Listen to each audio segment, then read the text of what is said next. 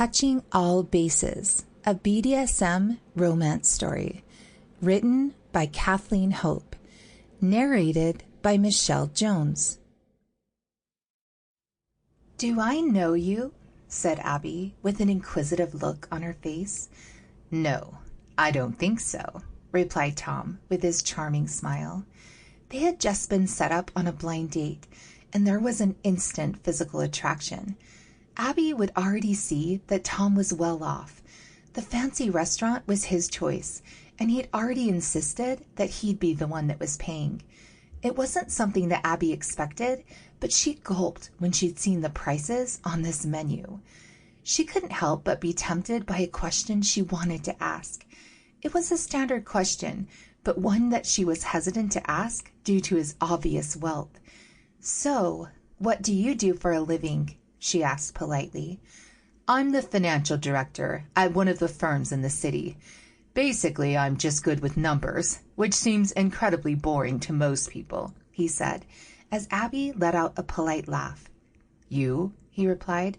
"Oh, I'm just a team leader in an office for a phone company. Not where I want to be, but I'm trying to work my way up." Abbey spoke the truth, unlike Tom, but he didn't want to give the game away too soon.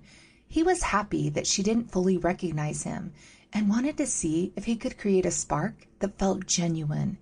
Usually he was always far too paranoid that people were dating him for the wrong reasons, and a lot of the time that paranoia proved to be right.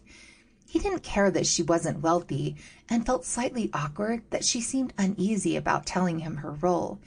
He was too encapsulated in her beauty to care about too much else. She'd walked into the restaurant wearing a red cocktail dress that clung to her shapely body. Her hair was black and waved down to just past her shoulders. The way she walked, her mannerisms, and the way she smiled all gave Tom reasons to hope that her personality was as good as her looks. Abbey was equally as delighted with the way that her date looked. Dressed in a sharp blue suit, he looked fashionable and well kept. She also suspected that there was an athletic body hidden under his shirt, and she was already tempted to find out if her suspicions were true. His short hair, dashing look, and well-trimmed beard only added to her lust. "So, how do you know Rachel?" Tom asked Abbey, inquiring about the person who had set the two up. "Oh, we used to work for the same company and became friends," she said, with a smile on her face. "How about you?" "Oh, she's one of my sister's friends from school," he said, smiling back.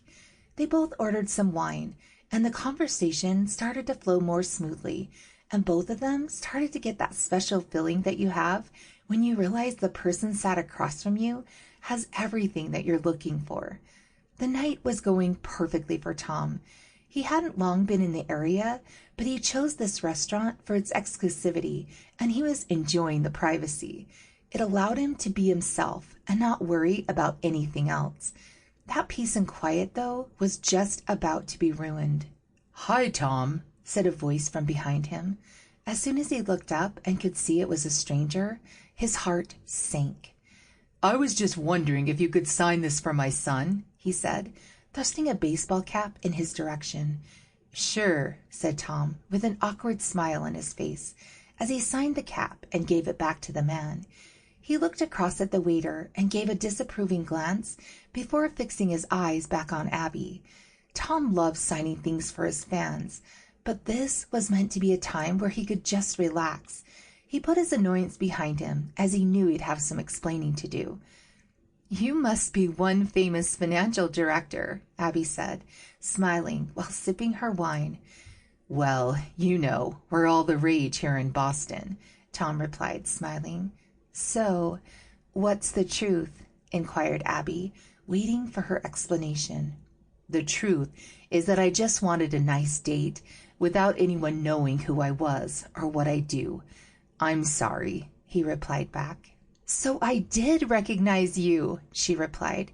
"You have to tell me now. What is it that you do?" "Well, I'm a baseball player for the Boston Red Sox," he said, without giving too much away. "I moved here a couple of months ago."